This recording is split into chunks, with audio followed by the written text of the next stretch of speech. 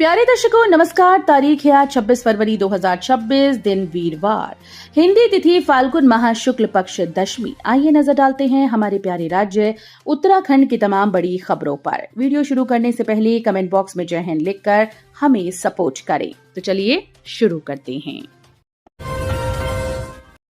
Uttarakhand cabinet की अहम बैठक, इन 28 महत्वपूर्ण प्रस्तावों पर लगी सरकार की मुहर। ये है मंत्रिमंडल के फैसले।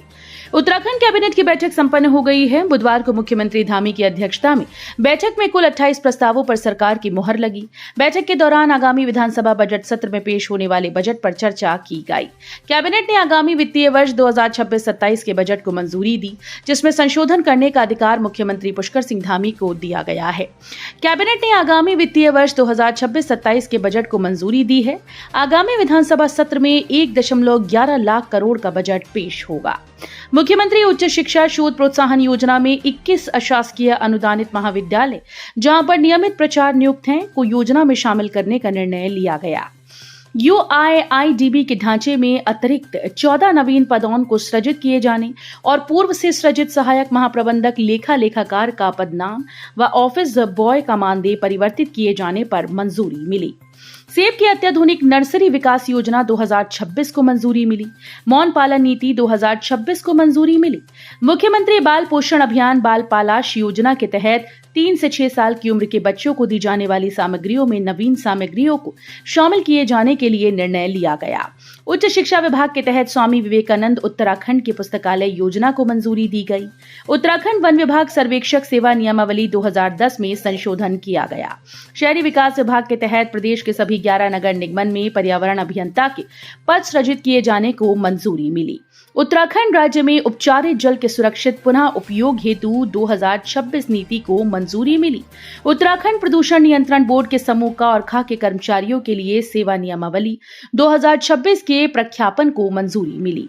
मुख्यमंत्री महिला पोषण योजना में संशोधन किया गया। उत्तराखंड लोक सेवा आयोग का 24वां वार्षिक प्रतिवेदन सदन का पटल पर रखने को मंजूरी मिली। उत्तराखंड राज्य में माल व सेवा कर अपीलीय अधिकरण की राज्यपीठ को देहरादून में यथावत रखने के साथ ही हल्द्वानी में एक अतिरिक्त राज्यपीठ या सर्किट बेंच की स्थापना को मंजूरी मिली।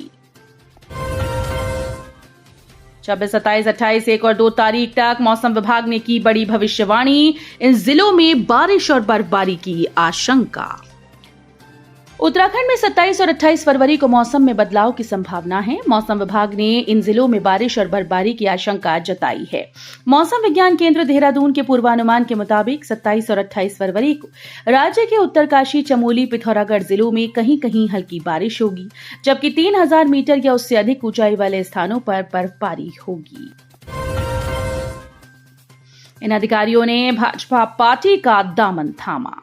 उत्तराखंड में 2027 के विधानसभा चुनाव से पहले भाजपा अपना कुनबा और मजबूत करने जा रही है। हल्द्वानी में बीजेपी कुमाऊं संभाग कार्यालय में प्रदेश अध्यक्ष महेंद्र भट्ट ने बेरीनाग की ब्लॉक प्रमुख संगीता चन्याल और राज्य आंदोलनकारी गोविंद सिंह मेहर को भी बीजेपी की सदस्यता दिलाई। इसके अलावा उधम सिंह नगर से आए कुछ लोगों ने भी बीजेपी की सदस्यता ग्रहण की। कमिश्नर ने दिए हेलो हेल्थ सेवा को 24 घंटे चालू रखने के निर्देश। योजनाओं और विकास कार्यों की समीक्षा की। बागेश्वर में कुमाऊं आयुक्त दीपक रावत बागेश्वर पहुंचे और कलेक्ट्रेट सभागार में विभागीय योजनाओं और कार्यों की समीक्षा की। स्वास्थ्य विभाग की समीक्षा के दौरान उन्होंने हेल्पलाइन नंबर पर फोन मिलाया तो फोन स्विच ऑफ पाया। इसके बाद उन्होंने इमरजेंसी के नंबर पर कॉल कर डॉक्टर की उपलब्धता के बारे में पूछा। 2 दिवसीय दौरे के पहले दिन कलेक्ट्रेट सभागार में कुमाऊं आयुक्त रावत ने जिले में हो रहे विकास कार्यों की प्रगति रिपोर्ट का अवलोकन किया। पाई गई खामियों को सुधारने के निर्देश दिए गए। 15,000 की रिश्वत लेते दबोचा गया दरोगा, एसएसपी ने किया निलंबित। विजिलेंस हल्द्वानी की टीम ने बड़ी कार्रवाई करते हुए दिनेशपुर थाने में तैनात एसआई अनवर अहमद को 15,000 रुपए की रिश्वत लेते रंगे हाथ गिरफ्तार किया। एसआई पर एक ग्रामीण से बिजली चोरी का मुकदमा समाप्त करने के नाम पर रिश्वत मांगने का आरोप था। इस कार्रवाई के बाद पुलिस महकमे में हड़कंप मच गया और एसएसपी ने अभियुक्त एसआई को तत्काल प्रभाव से निलंबित कर दिया। शिक्षा निदेशक से मारपीट मामला, विधायक के खेद जताने के बाद शिक्षकों कर्मचारियों का धरना स्थगित। शिक्षा निदेशक से मारपीट मामले को लेकर पिछले 4 दिन से प्रदेश भर में कार्य बहिष्कार और धरने पर बैठे शिक्षकों और कर्मचारियों का धरना स्थगित कर दिया गया। राजकीय शिक्षक संघ के प्रांतीय अध्यक्ष राम सिंह चौहान ने बताया कि आरोपी विधायक के मामले को लेकर खेद जताने के बाद शिक्षकों और कर्मचारियों ने आंदोलन स्थगित किया। प्रदेश टोली की बैठक में नब्ज टटोलेंगे अमित शाह। इस चुनाव के मद्देनजर 7 मार्च को आएंगे हरिद्वार। केंद्रीय गृह मंत्री अमित शाह 7 मार्च को प्रदेश टोली की बैठक में आगामी विधानसभा चुनाव के हिसाब से नब्ज टटोलेंगे। इसकी तैयारी प्रदेश संगठन ने शुरू कर दी है। गृह मंत्री अमित शाह 7 मार्च को हरिद्वार आएंगे। वो जनसंवाद और प्रदेश सरकार की ओर से किए गए विकास कार्यों की समीक्षा करेंगे। धामी सरकार के 4 साल पूरे होने के मौके पर सरकार और संगठन का ये बड़ा कार्यक्रम होने जा रहा है। माना जा रहा है कि यहां से गृह मंत्री चुनावी बिगुल फूंकने वाले हैं। उत्तराखंड में जनगणना के पहले चरण की अधिसूचना जारी। 25 अप्रैल से शुरू होगी मकान गणना। उत्तराखंड में जनगणना के पहले चरण की अधिसूचना जारी हो गई है। पहले चरण के तहत मकान गणना 25 अप्रैल से शुरू होगी। ये जनगणना 24 मई 2026 तक चलेगी। इसके लिए सीएम धामी ने स्वीकृति दे दी है। पर्यावरण बटालियन शिफ्ट करने का विरोध जारी। मेडल वापस करेंगे पूर्व सैनिक। पिथौरागढ़ में पर्यावरण बटालियन शिफ्ट करने का फैसला वापस न होने से नाराज पूर्व सैनिक अब अपने मेडल सरकार को वापस करेंगे।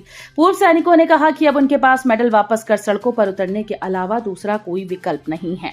पर्यावरण बटालियन के साथ ही प्रदेश और सीमांत जिले के पर्यावरण को बचाने के लिए इस लड़ाई को मजबूती से लड़ेंगे। बंशीधर बोले, मैं रिटायर नहीं, मैं चाहता हूं मेरे बेटे को टिकट मिले। विधायक के बयान ने बढ़ाया सियासी पारा। कालाढूंगी विधायक और भाजपा के पूर्व प्रदेश अध्यक्ष बंशीधर भगत एक बार फिर से अपने तेवरों से सुर्खियों में हैं। मीडिया को दिए एक बयान में उन्होंने कहा कि मैं तो रिटायर नहीं हुआ हूं, अभी 2 टर्म मेरा चलेगा ही चलेगा। पार्टी रिटायर कर देगी तो क्या करूंगा। मैं चाहता हूं कि मेरे बेटे को टिकट मिले। वो लंबे समय से क्षेत्र में मेहनत कर रहा है। देवर ने चंद रुपयों के लिए दोस्तों के आगे भाभी को परोसा। वहशी ने पुलिस को देखकर जहर गटका। उत्तराखंड के रुद्रपुर से एक ऐसी रोंगटे खड़े कर देने वाली वारदात सामने आई जिसने समाज और रिश्तों पर भरोसे को शर्मसार कर दिया है। यहां एक विवाहिता के साथ हुए सामूहिक दुष्कर्म का मास्टरमाइंड कोई और नहीं बल्कि उसका अपना सगा देवर निकला। देवर ने चंद रुपयों के लालच में अपने ही घर की इज्जत का सौदा अपने दरिंदे दोस्तों के साथ कर डाला। वहीं मामले में जब पुलिस ने दुष्कर्म के आरोपी को पकड़ने की कोशिश की तो उसने पकड़े जाने के डर से जहर गटक लिया। आदि कैलाश यात्रा मार्ग पर बड़ी राहत। बलुआकोट तवाघाट सड़क चौड़ीकरण कार्य जून तक होगा पूरा। सामरिक और पर्यटन की दृष्टि से महत्वपूर्ण आदि कैलाश यात्रा मार्ग पर बलुआकोट से तवाघाट के बीच जल्द ही सफर सुगम होगा।